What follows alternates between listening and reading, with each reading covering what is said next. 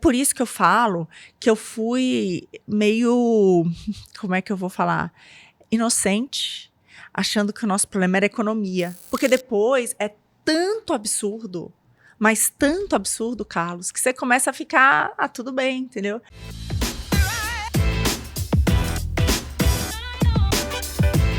Né? E o nosso problema como país é que a gente, infelizmente, nós somos pobres. Nós tínhamos que melhorar muito. Isso que leva ao crescimento, à liberdade e várias outras coisas. Mas isso eu fui descobrindo ao longo do caminho. E quando eu vim para São Paulo, eu comecei no mercado financeiro como economista, estudando diversos países para escolher aqueles que eram as melhores opções de investimento. E, infelizmente, eu era aquela chata que sempre constatava que era melhor investir em qualquer outro lugar e não no nosso país. Isso me doía muito. Por quê? Porque só para te dar um parâmetro, a renda média de nós todos aqui, de todos os brasileiros, cresceu por pessoa cerca de 30% nas minhas 4 décadas de vida, nos últimos 40 anos. Uhum. O resto do mundo, 130%. A gente só ficou 100%. A gente só deixou de dobrar a renda mais um pouco. Sim. Então, assim, foi uma oportunidade perdida de gerações. Isso é muito, muito triste. E ao longo do meu processo, o que eu vi no mercado foi isso. Foram vários países que conseguiram sair de uma situação de pobreza e ultrapassar a gente, sabe? Dobrar em relação à nossa renda. Então, eu vi muitos países enriquecendo e a gente ficando para trás. Então, eu entendia isso muito bem. Então, basicamente, o que eu fazia era essa comparação de onde investir e chegar, na maior parte das vezes, a essa conclusão de que tinham opções melhores do que o nosso país. Tanto na Bozano quanto no Itaú? No Itaú foi isso, no mercado internacional, no Bradesco, na Bozano. Você fazia essa análise, então, internacional. Comparação. Eu tive o prazer, né, o privilégio de conseguir estudar a fundo mais de uma dezena de países e entender muito bem por que dava certo e por que aqui estava dando errado.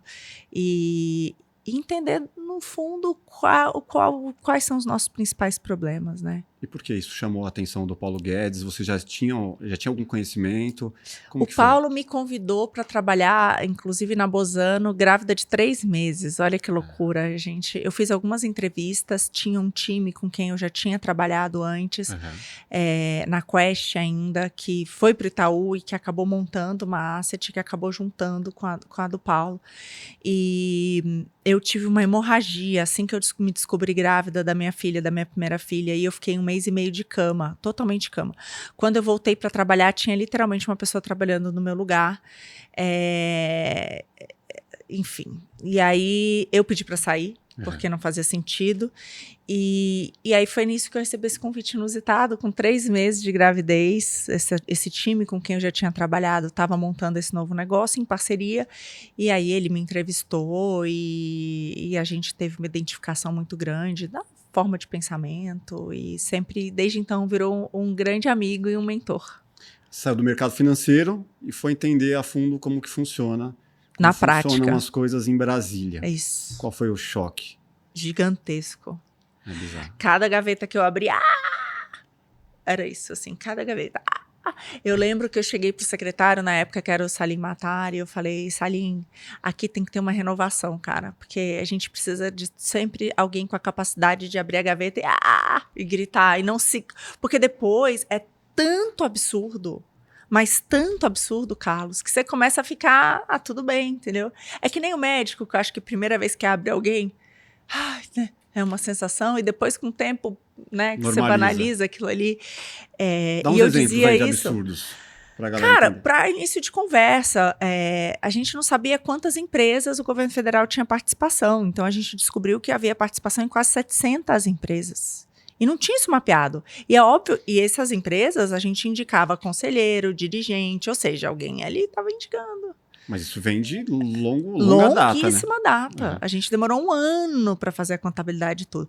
A mesma coisa a gente cuidava também, por exemplo, dos terrenos, né, do governo federal, todos os prédios, todos os imóveis. Sim, tudo. E nos 4 anos que a gente ficou lá, a gente não conseguiu levantar tudo, entendeu? É esse nível, assim, não sabe o que tem. Coisa e nem sabe o que tem. Lógico que alguém sabe e que está sendo usado. Todos esses lugares estão sendo usados, alguém sabe disso, esses nomes estão sendo indicados. Está na mão de alguém, gente, mas não tem transparência. Mas estando no Ministério da Economia, não tinha ao certo o que temos aqui. Não, tem o que, uma que é bem outra... patrimonial nisso aqui? Pô, não Não sabemos. sabemos. Nossa. E outra coisa, por exemplo, uma das estatais, a gente obviamente alterou os dirigentes dessas empresas todas, porque a gente entrou e, tirando o governo Temer, o que a gente tinha visto antes era o Petrolão, Mensalão, então trocamos, né, a maior parte dos dirigentes, dos administradores, dos conselheiros. E eu lembro que teve uma mudança grande de um conselho de uma das empresas, que era faca na caveira, assim, e que chegou lá para mudar, e um dos conselheiros de administração botou uma arma na mesa. Quero ver quem vai me fazer assinar essa ata. E a gente teve que, enfim, chamar as forças de segurança, foi todo um processo, mas é nesse nível, entendeu? É nesse nível. Nível de gangster, né? Não, é nível de máfia mesmo. A coisa, o buraco é muito, muito, muito, muito, muito, muito, muito mais embaixo do que eu imaginava. E olha que eu tô acostumada a estudar Brasília, eu entendi ali, né? É por isso que eu falo que eu fui meio, como é que eu vou falar? Inocente, achando que o nosso problema era economia, sabe? Eu fui para Brasília um pouco inocente. Sim. Eu achei que a gente fazia más escolhas econômicas e por isso que a gente era um país subdesenvolvido. E eu voltei entendendo que é uma questão muito pior. É uma questão, de fato, de que a gente está lidando com crime. De dominação, de poder. De dominação, os donos do poder, tudo dominado mesmo, sabe? Eu voltei com uma questão institucional, uma visão muito mais clara de qual é o problema. E foi isso que acabou me levando para a política, porque eu falei, não é possível.